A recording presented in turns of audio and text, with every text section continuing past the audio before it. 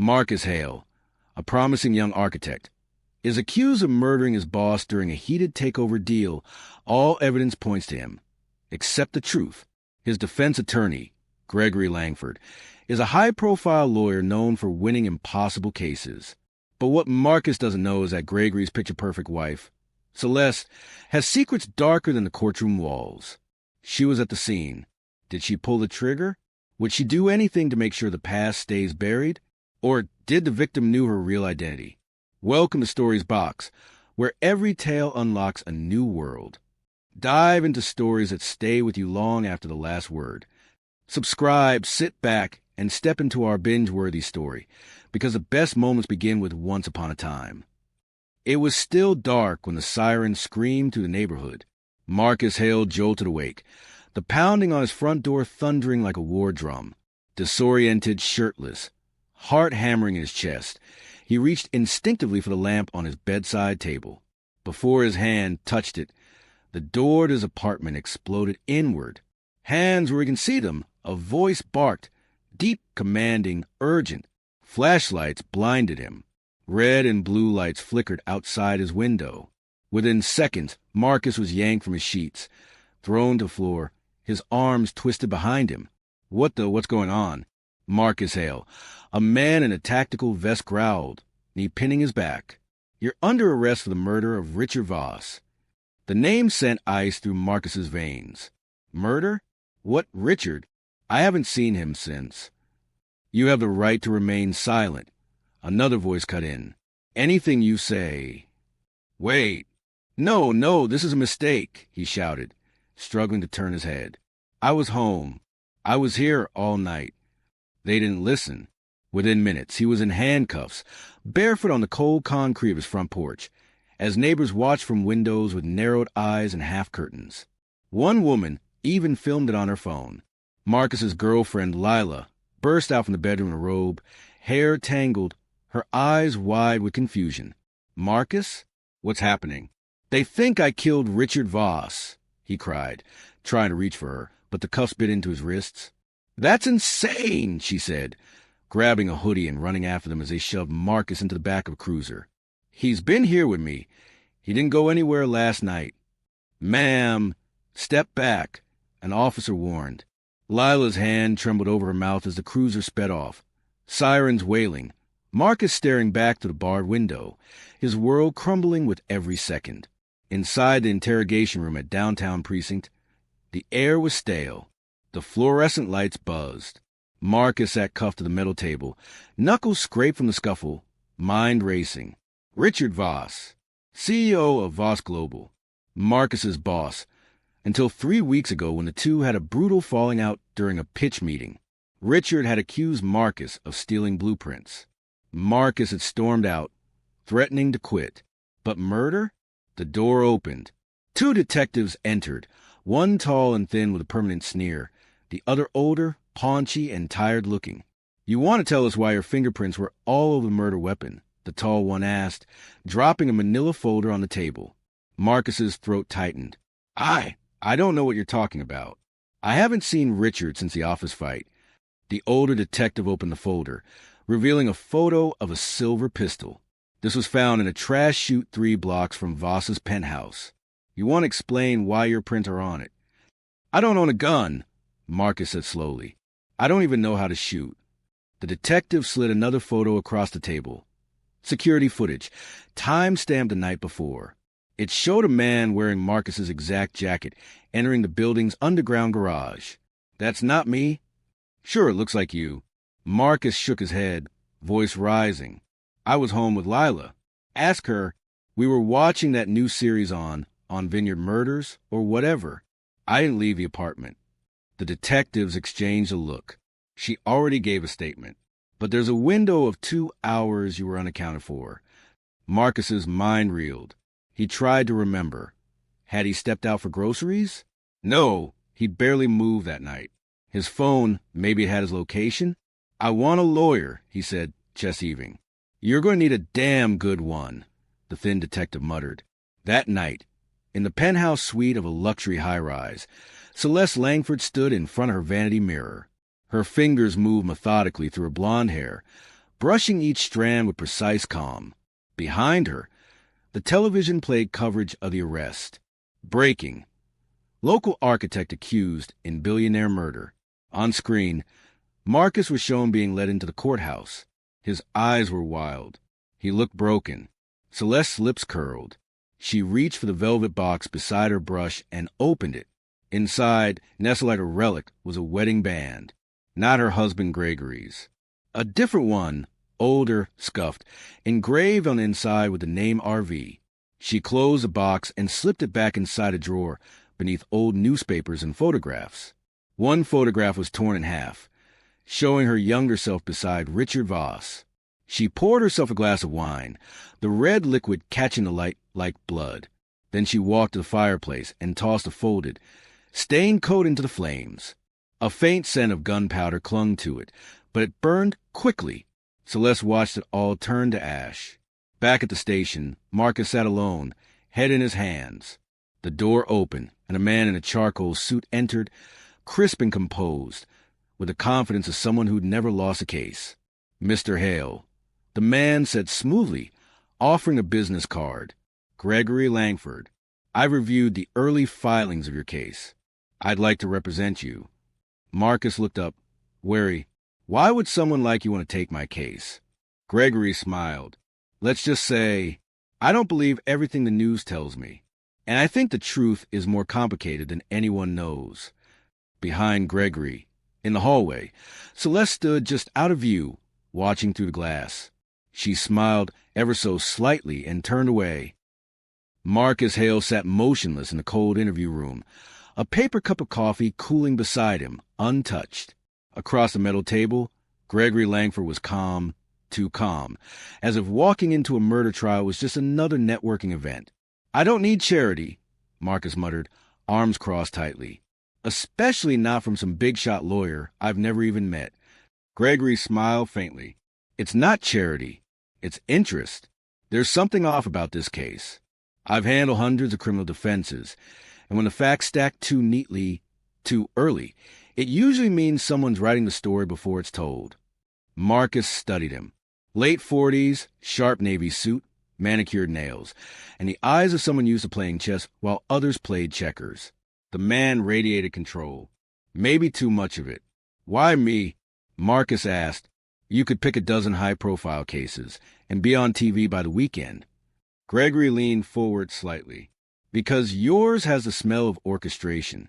Because Richard Voss wasn't just a CEO. He was a man with powerful enemies and dangerous secrets. And because, well, let's just say my wife used to know the Voss family. Marcus raised an eyebrow. Your wife? Gregory's expression flickered. Just for a second. Celeste. She was a society darling back when she was a reporter, before she stepped away from the public eye. She attended Voss's charity functions. Old circles. That sort of thing. Marcus tilted his head.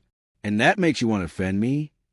Gregory's smile returned, tight and measured. Let's just say, injustice is bad for the city. And for the truth. He slid a contract across the table. Sign this. I'll take your case. And I won't just defend you, I'll win. Marcus hesitated. Every bone in his body screamed not to trust anyone who wanted to help him without asking for something first. But the cold truth was that he didn't have a choice. Legal aid had already fumbled his preliminary bail hearing. And Celeste's face, though only a name in this room, sent a strange prickle down the back of his neck. He signed. That night at the Langford estate, a glass-wall fortress overlooking the city skyline, Celeste Langford stood in the kitchen barefoot, slicing strawberries with surgical precision. The evening news murmured softly in the background. She didn't look up when Gregory entered. So the boy agreed? She asked. He's not a boy. He's 29, Gregory replied, loosening his tie. But impressionable, she said, placing a ruby-red slice on her tongue. And desperate. Gregory poured himself a bourbon. He's innocent. Celeste's knife paused midair.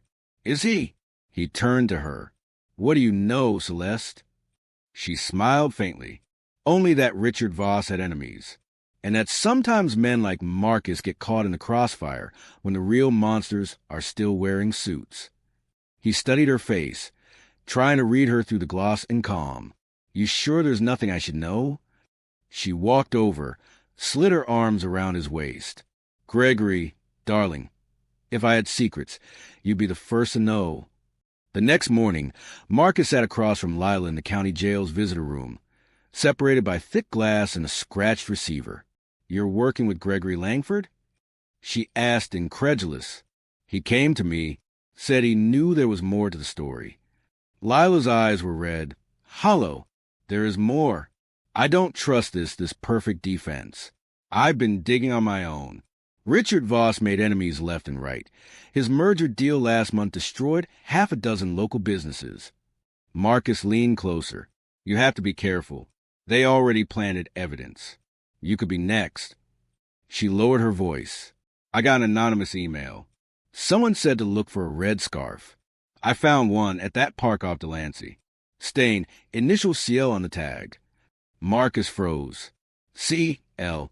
Celeste Langford? Before he could ask more, a guard tapped Lila on the shoulder. Time's up. Lila squeezed the receiver. You didn't kill him. I know you didn't. But someone wants the world to think you did. And that means they're hiding something big. Later that day, Gregory met Marcus in the courthouse prep room. You'll be making your first official appearance before the judge in 20 minutes, he said, handing over a clean shirt and blazer. Keep your answers short. No drama. Let the press think you're boring. Marcus stared at him. What do you know about a red scarf? Gregory blinked, surprised. What? Lila found one, with the initials CL. Gregory paused for a beat too long. Then, slowly. You think that points to Celeste? I think someone wants to frame me. And I think your wife knew Richard Voss better than you've admitted. Gregory's jaw tightened. Careful, Marcus. That kind of speculation won't help your case. I want the truth, Marcus snapped. You want to stay out of prison, Gregory countered, low and cold. We're on the same side for now. Don't confuse my interest in justice for unconditional loyalty. Marcus held his gaze, a slow knot twisted in his gut. He wasn't sure what Gregory was after, or what Celeste knew, but one thing was becoming clear. No one in that courtroom was exactly who they seemed. The courthouse buzzed with reporters as Marcus Hale stepped onto the marble floor of the pretrial courtroom. Cameras flashed like lightning strikes.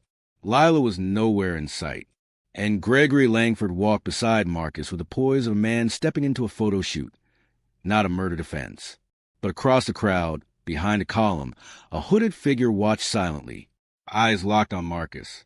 He'd seen something that night, and he wasn't sure how long he had left to stay silent. 3 days later, Lila stood outside the courthouse, clutching a paper coffee cup and a red scarf. It was frayed at the edges, faint blood stains still visible. The initials CL were elegant, hand-stitched. She'd gone to every dry cleaner in the area trying to trace its origin. Nothing. The police wouldn't take her seriously. One officer suggested she quit playing detective, but someone had sent her that tip anonymously. Someone out there wanted Marcus to be found innocent, even if it meant putting themselves in danger. She pulled out her phone and dialed a number attached to the tip email. It rang once, twice, then clicked. A voice, low and hoarse. Stop digging. Who are you? I said stop. You're not ready for this.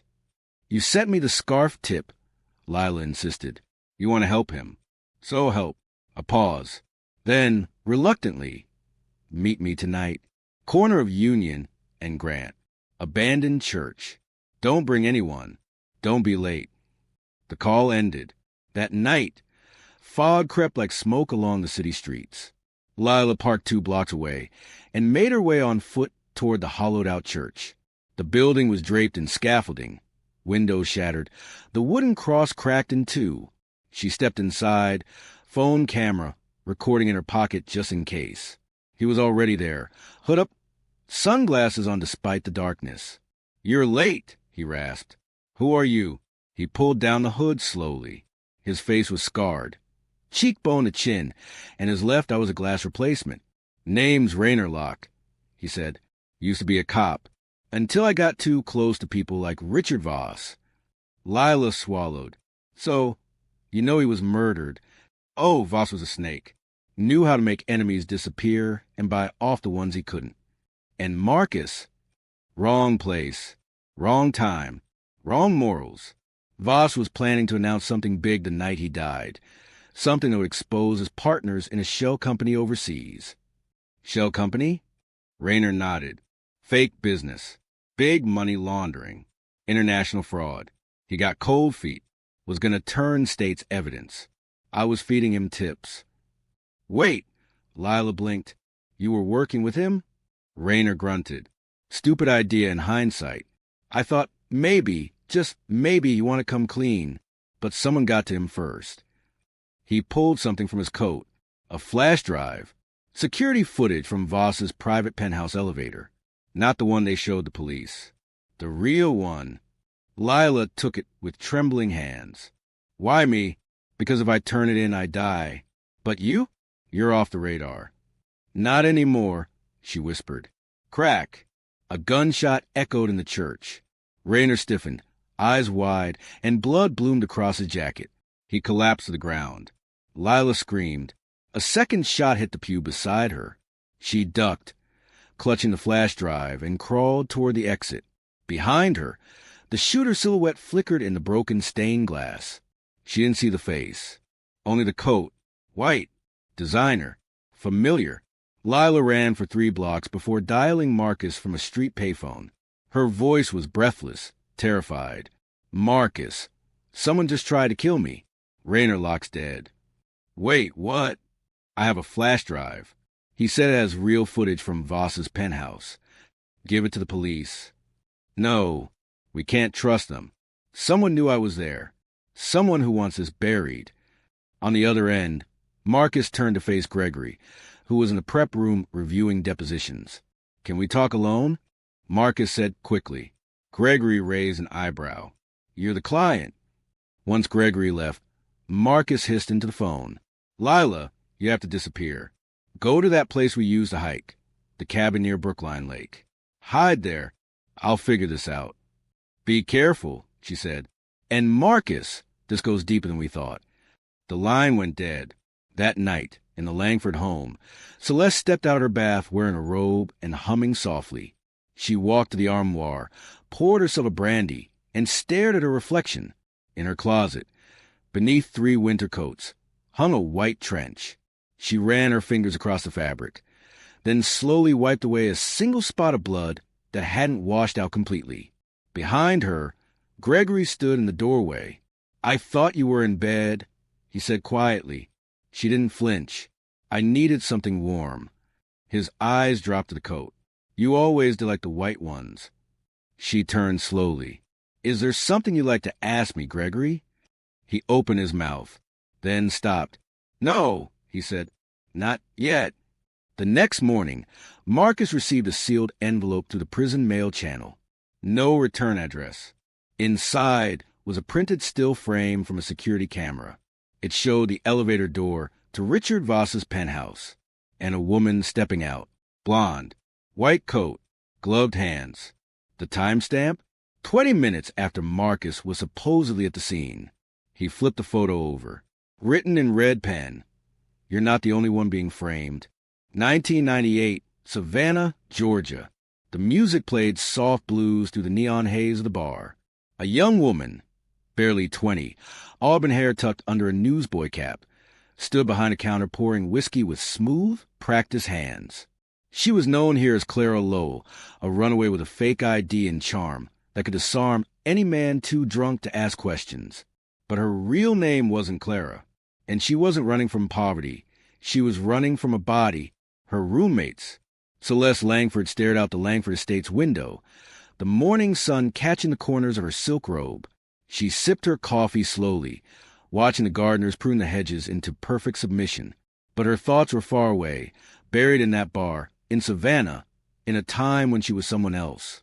Her phone buzzed beside her on the table. One new voicemail. Unknown number. She played it on speaker. You thought I was gone. Thought the fire took it all.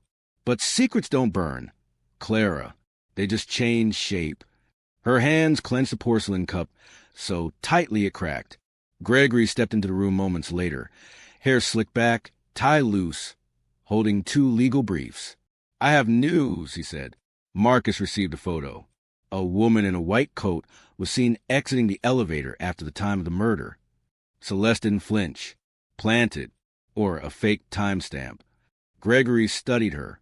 "You know, for someone who hasn't practiced journalism in years, you're awfully quick at picking apart evidence." She smiled, cold and elegant. "I spent years learning how men twist facts. I can see a lie dressed as a fact from a mile away." He didn't respond. Just set the files down. "Marcus wants a push for full exoneration. I think we should delay. Buy time." Celeste nodded absently. "Do whatever you must." As Gregory turned to leave, she added softly, "Have you ever loved someone so much you'd kill for them?" Gregory froze. Then he left the room. Flashback, 16 years ago. Savannah, Georgia. The bar was mostly empty when Clara's boyfriend stumbled in, blood on his shirt, a gash across his cheek. "Clara, I did something," he whispered. He was trembling, and in his shaking hand was a diamond bracelet. It belonged to the local politician's daughter. She was missing. They were both drunk that night. Clara remembered, but she remembered holding the door, remembered helping him into the woods, remembered burning something behind the shed. They never found the girl. But a week later, Clara Lowe left town. A train ticket bought in cash. Her hair dyed blonde. A new name in her borrowed ID. Celeste. Back in the present, Gregory Langford entered his private office and opened a locked drawer. Inside was a USB drive he hadn't told anyone about, the one labeled RV. He plugged it into his laptop. The footage was raw, grainy. It showed Celeste entering Richard Voss's penthouse alone. 10 minutes later, the lights flickered. Voss staggered into frame. Shouting, he raised a hand as if to strike, then collapsed. Celeste stood over him, her face a mask of cold calculation. Gregory's stomach turned.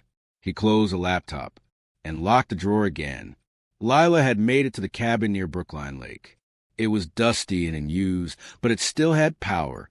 She plugged in Rayner's flash drive and sat cross-legged on the floor, watching the footage over and over again. The woman in the coat wasn't just any blonde. She was Celeste Langford. And this was enough to destroy the entire trial. She reached for her phone to call Marcus, but stopped. Her screen lit up with a new message. "No sender ID. You're not the only one watching.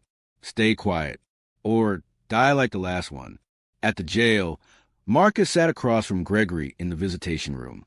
He slid the photo of the elevator woman across the table. "I want to subpoena the building's private security system, the original footage. If this woman's identity is confirmed, it changes everything." Gregory kept his expression still. "You're not on trial yet," he said slowly. "Let me control the narrative. If we push too fast, too hard, we'll make enemies." Marcus leaned in. "Someone already tried to kill Lila. You think I care about making enemies?" Gregory exhaled, and for the first time, Marcus saw it. Fear. Real, visible fear in his attorney's eyes. That night, Celeste stood alone in the wine cellar. She opened a wall safe and pulled out an old leather folder, weather-worn, with one corner scorched. Inside were photographs. A girl and a missing poster. A man with bruised knuckles. Newspaper clippings with her old name circled in red ink. And beneath it all, Richard Voss's business card, torn in half. On the back, "You owe me your silence." She set it all on fire. As the flames consumed her past, she whispered into the smoke, "You should have stayed dead, Richard." The courtroom smelled of wood polish and tension. It was standing room only when Marcus Hale was let in wearing a navy suit 2 sizes too big and eyes that hadn't slept in days. The bailiff called the room to order. Jurors shifted in their seats. The judge, a stern woman with years of scandal behind her gaze, adjusted her glasses.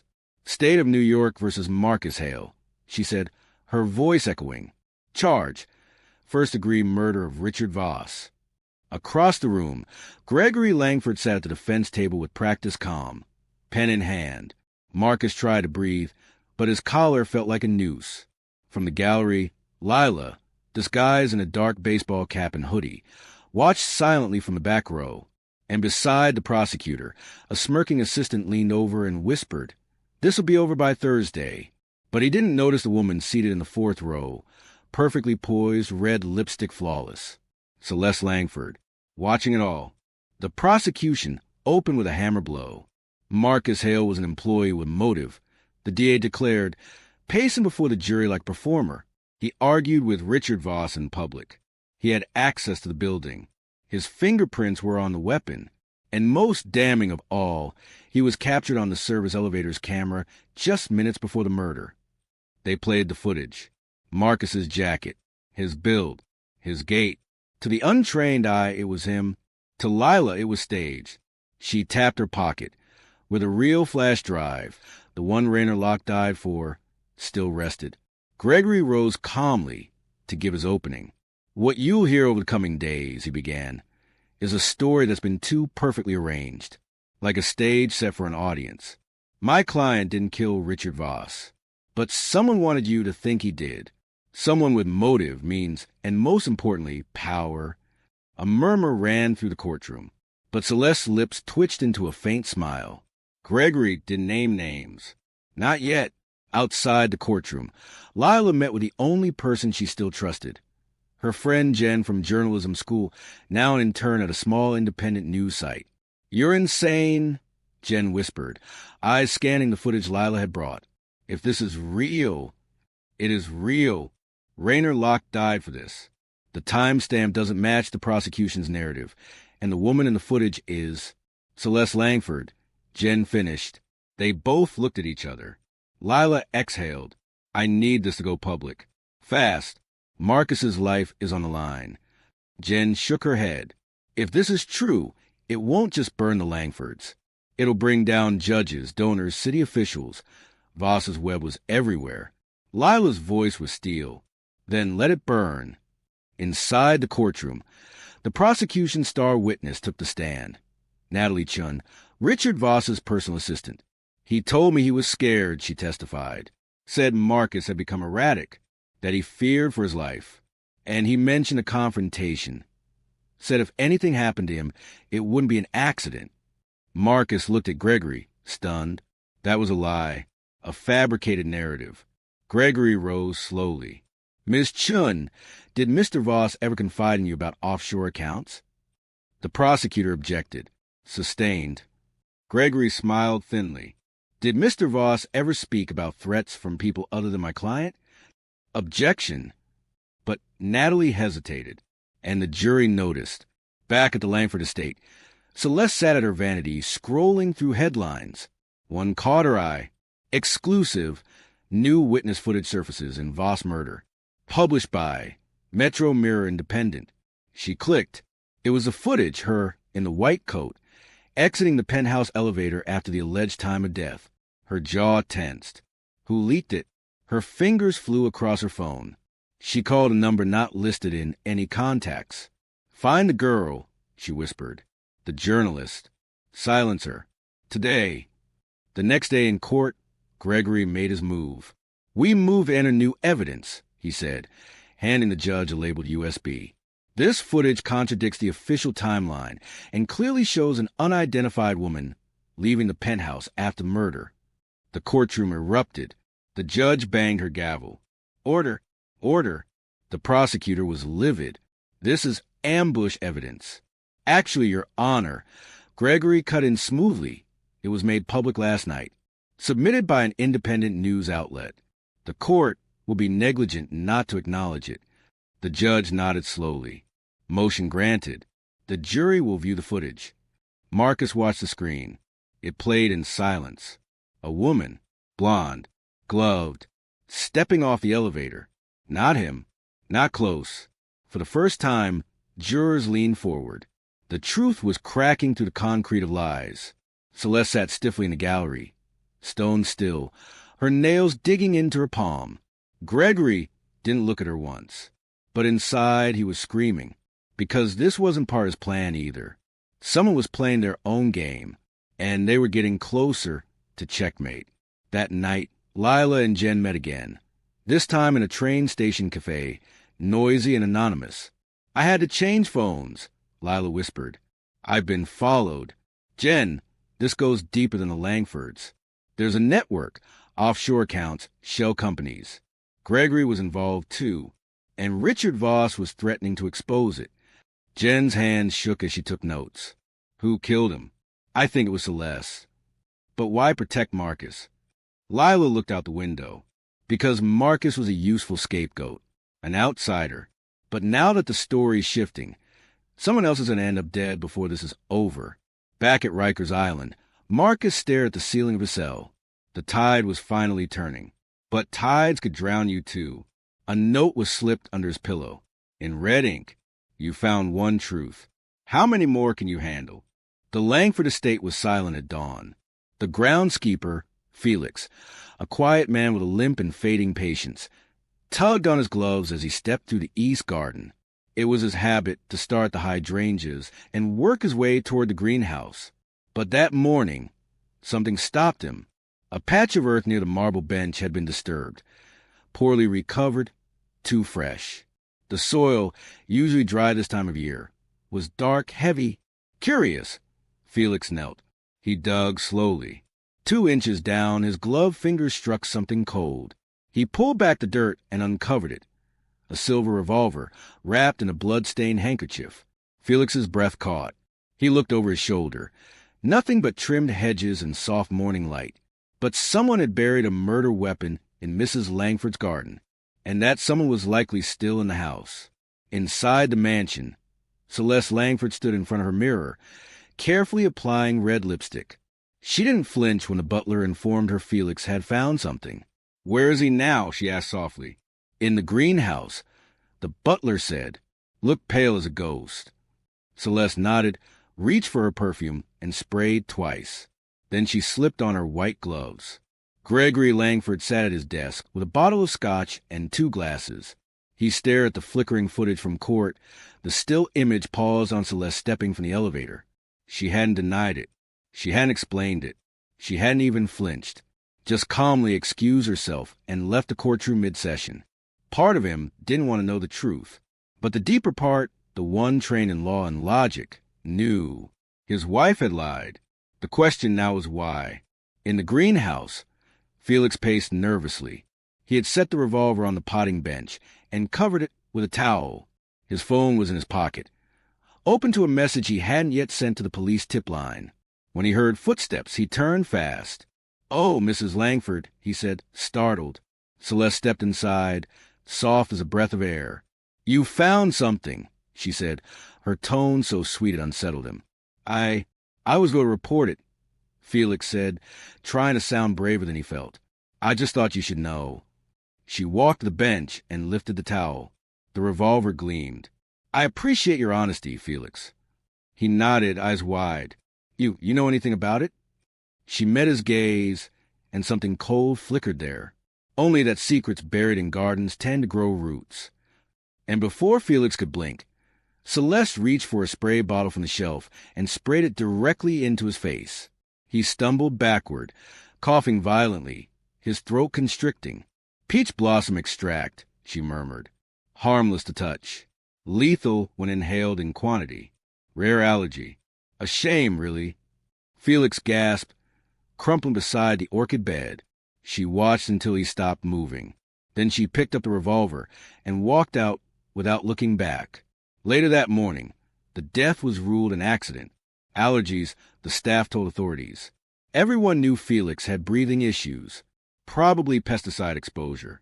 The greenhouse was sealed for inspection, but no foul play was suspected.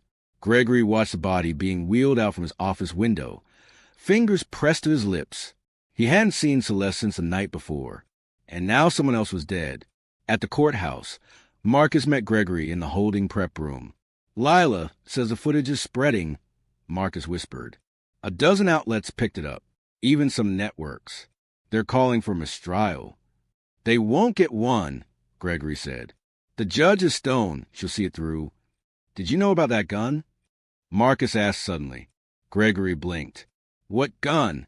"Felix, the Langfords' groundskeeper. He died this morning. Lila told me he found a weapon buried in Celeste's garden." Gregory's expression went rigid. He stood without a word and walked out. Celeste was in the conservatory, trimming roses when Gregory found her. "Was it necessary?" he asked, voice low. She didn't look at him. He would have gone to the police. "You could have let me handle it." "You did handle it, by ignoring the threat." Gregory stepped closer. "Did you kill Richard?" Celeste finally turned. "If I did," she said evenly, "it was to protect you." Gregory flinched. "I didn't ask for protection," he said. "No, but you asked for an empire. I just made sure the blood didn't reach your hands." He stared at her. "How many more, Celeste?" She smiled softly. "As many as it takes." That evening, Lila called Marcus from the cabin. "I uploaded the rest of the files," she said. "The court's trying to suppress them, but it's too late. The people are watching." "Be careful," Marcus said. "They've already killed to keep this quiet." "I know. That's why I'm moving tonight." Marcus closed his eyes. "Thank you, Lila." "For what?" "For not walking away." She paused. "I did walk away, but I came back." As night fell, Celeste stood in the garden again. The roses were blooming, vivid red, lush, heavy. She held a revolver wrapped in a velvet cloth, and buried it deeper this time, in the bed beneath the statue of Lady Justice. Gregory Langford had built his entire career on the illusion of clarity. He knew how to read a jury, how to guide a case, how to bury skeletons beneath contracts and precedent. But as he sat in his home office, Celeste's scent still lingering faintly in the room, he realized he had no idea what his own wife was capable of. The USB was small, ordinary, labeled only with 2 initials, RV, Richard Voss. He'd found it hidden behind a false drawer panel in Celeste's antique writing desk, alongside a faded wedding photo. Not of them, of her and another man. Gregory inserted the drive into his laptop, and the world shifted. The footage wasn't raw courtroom evidence. It was surveillance video, angled, time-stamped, clearly from Voss's private penthouse camera. Celeste was there, pacing. Voss entered, drunk and shouting. "You think I won't ruin you, Clarissa?" Voss barked. Celeste didn't flinch. "Do it, but I take your little slush fund scheme down with you." Voss moved toward her, fast. Celeste pulled something from her purse. A syringe. Not a gun, but still a threat. "Stay back," she warned. Gregory paused the video. His palms were sweating. She hadn't killed him, not on camera, but she had motive. She'd lied about ever seeing Voss that night. He clicked the next file, a short clip, shaky and blurry, clearly filmed by someone holding a phone outside the penthouse. It showed Voss lying face down, and Celeste walking calmly out the front door. "Why did you have this?" Gregory asked her that night. Celeste stood at her vanity, removing her earrings one by one. "What did you find?" she asked, not turning. "Don't play coy, Celeste." "The USB. I saw the footage. You lied to me." She sighed, set down her jewelry, and finally faced him. "You were never supposed to see it." "That's your response?" he snapped. "You weren't going to tell me you were in that apartment? You said you hadn't seen Richard in weeks." She walked toward him slowly, like a wolf approaching a nervous hound. "Because you needed to stay clean," she said. "You always wanted your hands washed. Let me do the dirty work." "I didn't ask you to lie for me," Gregory said. "I didn't ask you to murder for me." "Did I murder him?" she asked, tilting her head. "Or did I simply stop a man from blackmailing both of us?" He froze. He was going to burn your entire practice to the ground, Gregory. He had the files, the client list, the offshore routing numbers. "Do you think your charity work would have protected you?" He stared at her, silent, broken. Later that night, Gregory sat alone in his car, the engine off.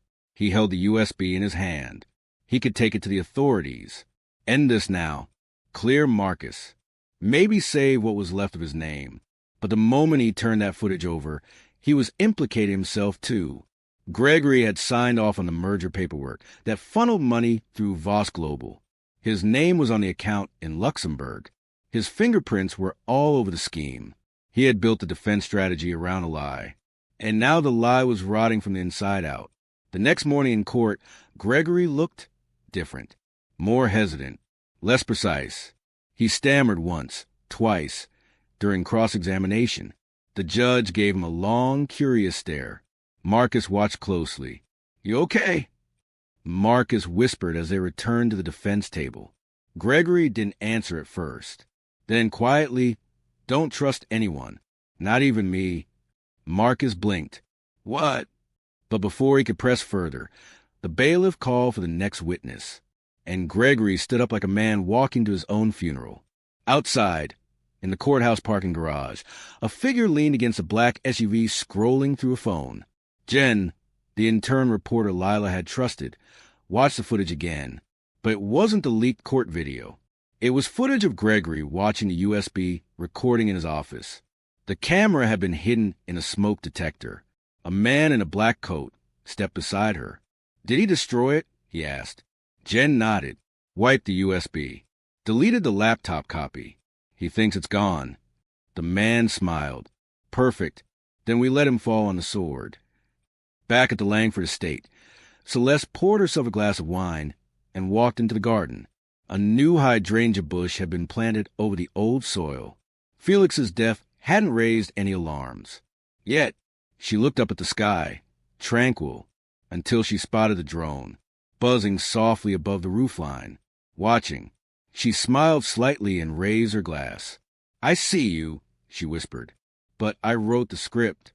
That night, Marcus received a manila envelope slid under his cell door. Inside, a photo, Celeste, years younger, in a wedding dress. Next to her, a man Marcus had never seen. On the back, written in neat red ink, "She lied to you. He's still alive, and he knows everything." Lila stepped back into daylight, like a ghost returning to life. After a week in holding on trumped-up charges, evidence tampering, they said, though they never specified what evidence. She was released with a stiff warning and no apology. Outside the precinct, Jen waited in a borrowed sedan. "You look like hell," Jen said, hugging her.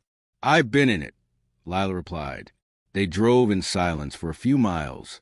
Then Lila reached into her coat and pulled out a worn folder.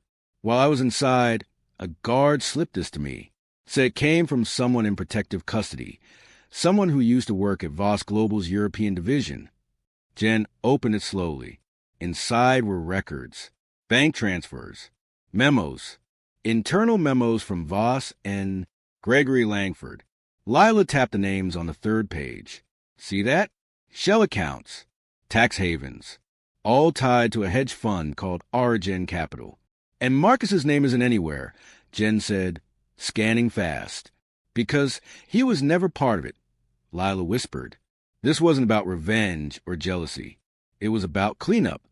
Inside Riker's, Marcus sat on the edge of his bunk, the wedding photo in his lap. The man standing beside Celeste in the picture wore a military uniform. Sharp cheekbones, deep-set eyes, intimidating. On the back, the message repeated, "He knows everything." Marcus turned the envelope upside down. A smaller photo slipped out.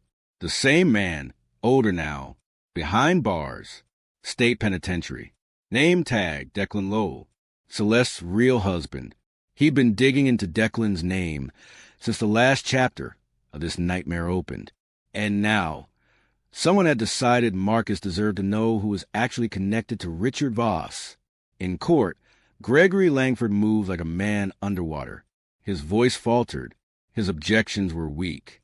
He fumbled a key point during the cross of prosecution forensics expert, and Marcus noticed the judge's raised eyebrows.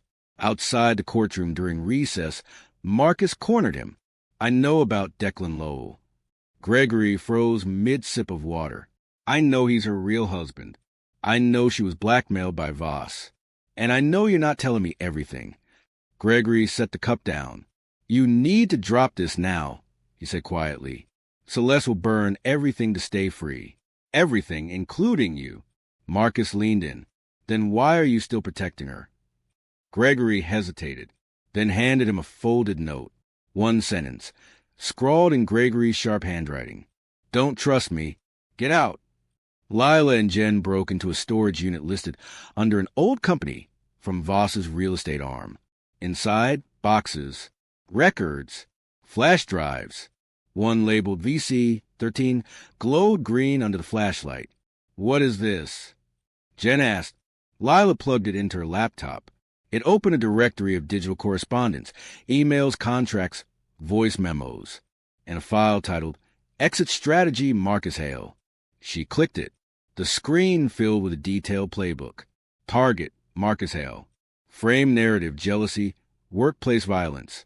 Prosecutorial ally, L. Sandin DA's office. Media consultant, C. Langford. Outcome, misdirection from Origin Capital Exposure. Lila's breath caught. Jesus, this whole thing was manufactured. Jen looked horrified. Marcus was always the fall guy. Gregory stood alone in his office, staring out the window. The law firm he'd built was now the foundation of his own personal hell. The phone rang. Celeste, "I need to know what Marcus knows," she said, cool as ice. "And I need to know who's feeding Lila the trail." Gregory's voice cracked. "It's over, Celeste." "Not for me. You can't bury this anymore." "I don't have to bury it, Gregory," she said. "I just have to bury them." And the line went dead. Back at the courthouse, Lila walked into the hallway during a lunch break and passed an envelope to Marcus's guard. "Get this to him," she said. Inside were copies of the exit strategy documents. When Marcus opened them that night in his cell, his hands trembled. He hadn't just been accused. He'd been designed. Every step, every angle, engineered by people in suits who'd never looked him in the eye. And the worst part? Gregory had known. Jen uploaded the exit strategy folder to a secure public site. It went viral in under 4 hours. Hashtag Free Marcus. Hashtag Origin Scandal. Hashtag Langford Cover-Up.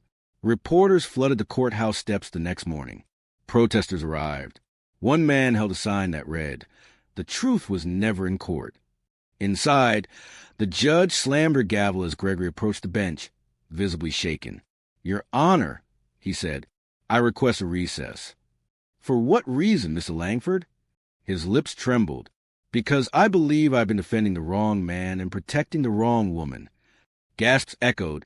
Celeste, seated in the gallery, did not flinch. That night, Marcus returned to his cell and found a new note under his pillow. No envelope, just 7 words. "The weapon is no longer in lockup." And beside it, a single white glove.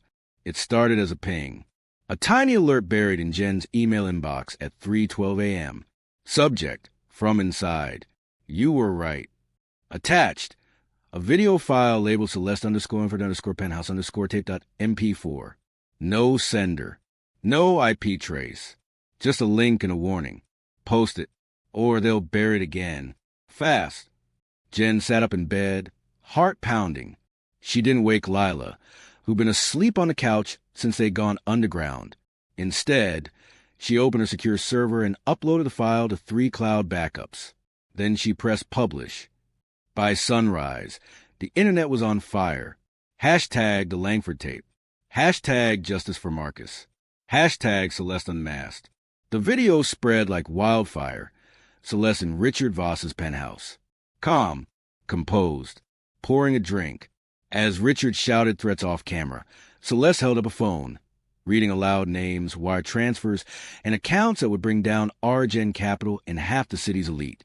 Then came the final exchange. "Richard, if you do this, you go down with me." "Celeste, no, you go down alone." The next moment, the lights cut out, a scream, and a body hitting the floor.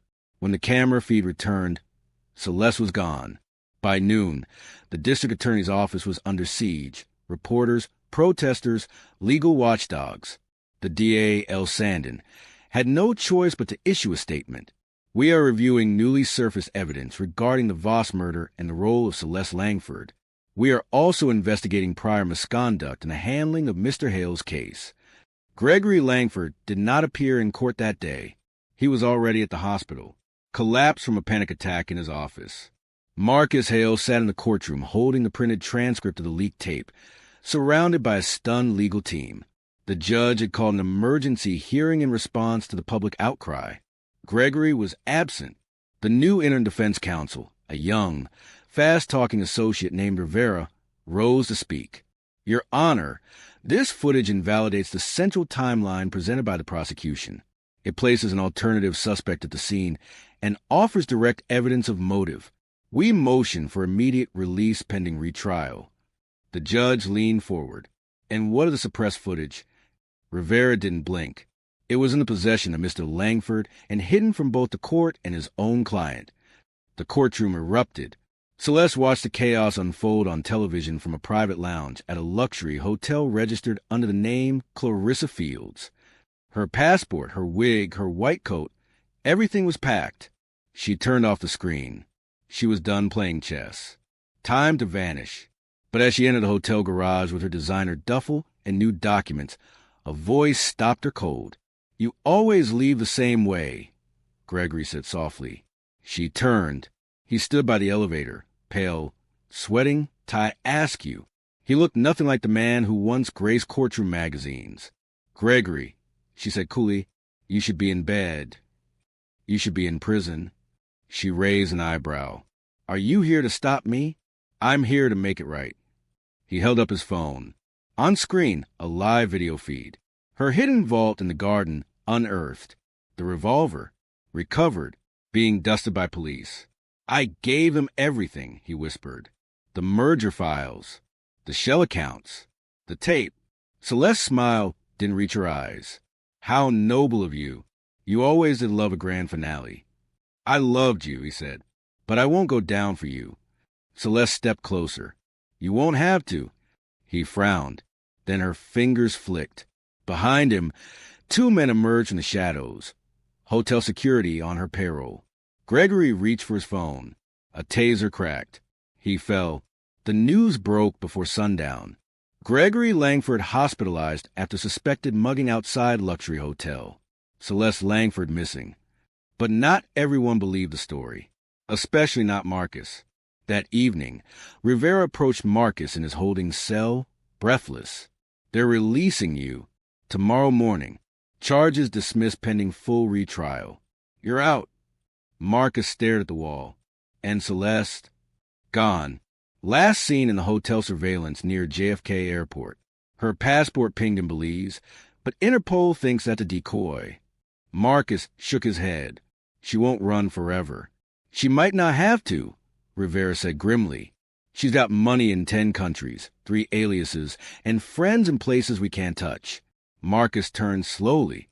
"Then we don't play by their rules anymore." Jen's article hit the front page of every major online platform. The woman behind the curtain.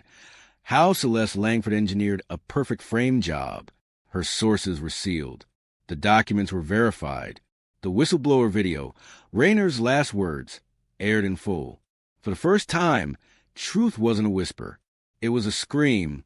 That night, Lila visited Marcus for the first time since the retrial was announced. He was still in a holding facility. But the air around him was lighter. She stood in the visiting booth, hands pressed to the glass. "You were right," Marcus said quietly. "About everything." "I didn't do it for me," she replied.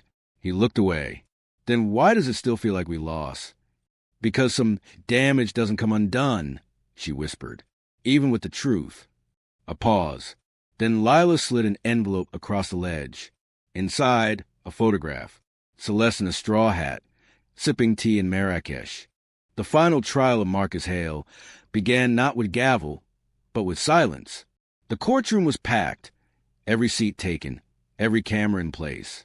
But when Marcus walked into the double doors, dressed in a tailored suit borrowed from the court wardrobe closet, there was no cheering, no chants, no applause, just the heavy stillness of a world holding its breath.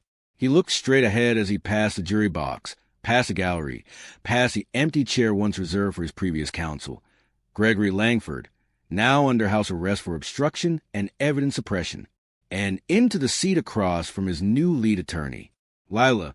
The prosecution's case had collapsed under the weight of the leaked footage, the uncovered conspiracy, and the blood trail that now led to only one woman, Celeste Langford. But Celeste was still missing. Interpol had issued red notices. Assets were frozen. Fake passports uncovered. Still no arrest, no sighting, only rumor. Until today. As Judge Moreno prepared to begin the final proceedings, scheduled only to dismiss the case and clear Marcus's name, an unmarked black van pulled up behind the courthouse, and from it stepped a woman in a brown trench coat and sunglasses, disguised but unmistakable. Celeste Langford. "Your Honor," Lila said, rising before the motion to dismiss could be finalized. "The defense calls a surprise witness, recently extradited under sealed arrangement." Gasps filled the courtroom as the side doors opened, and Celeste walked in, calm, elegant, unbothered. Her lawyer, a grizzled federal appointee, trailed behind her with a grim expression. Judge Moreno looked thunderstruck. "Mrs. Langford, do you understand that you're appearing under threat of indictment?" Celeste nodded, removing her sunglasses. "And I'm willing to testify."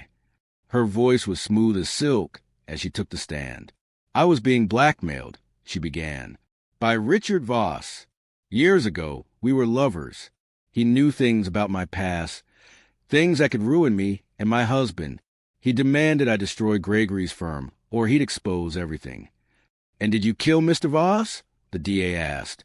Celeste turned slightly, her eyes finding Marcus. "No, but I didn't stop it either." The courtroom rippled. She went on. "Richard was poisoned, not by me, but with a chemical I'd given him weeks before to help him sleep. I didn't know he was mixing it with stimulants.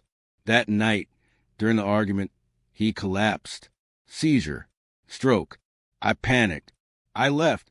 And the revolver? Planted. Weeks later, to frame Marcus when the pressure mounted to close the case. And why Marcus? Celeste looked at the jury. Because he was convenient. And innocent men don't fight back as dirty. But the real bombshell came next. Lila stood slowly.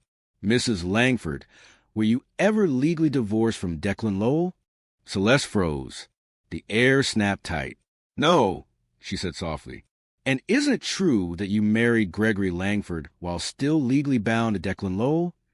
Objection irrelevant. "Your Honor," Lila said, "it speaks directly to motive. If Gregory found out, his career and hers would be over. And Mr. Voss did find out." The judge allowed it, and Celeste finally broke. Tears slipped down her cheek. Not crocodile. Real. "I was cornered," she said. "I thought I could outplay everyone. But I wasn't protecting my husband. I was protecting the version of myself I thought he needed." Later, the surprise witness took the stand. Declan Lowell, graying but strong, escorted from federal prison. He testified to Celeste's manipulation, her fake identities, and her desperate bid to erase the past. She was always 2 steps ahead, he said, but she always had one flaw. She underestimated people who loved the truth more than they loved her. The judge issued her ruling at dusk. All charges against Marcus Hale are dismissed with prejudice. Mr. Hale is hereby fully exonerated. The court further refers Celeste Langford and Gregory Langford to the U.S. Attorney's Office for federal prosecution. The gavel fell, and with it, so did the storm. Outside, cameras flashed. Marcus stepped into the sunlight, a free man. Lila stood beside him, silent. "Are we okay?" he asked softly. She shook her head. "We're alive. That's enough for now." That night, at a rest stop outside the city, Marcus opened a letter that had arrived with no return address. Inside, a Polaroid. Celeste behind bars, dressed in beige. On the back, "You weren't the first. You won't be the last. See." He folded the letter slowly and let the wind take it. This is a Stories Box exclusive. Subscribe to follow our stories. Till next time, thank you for watching.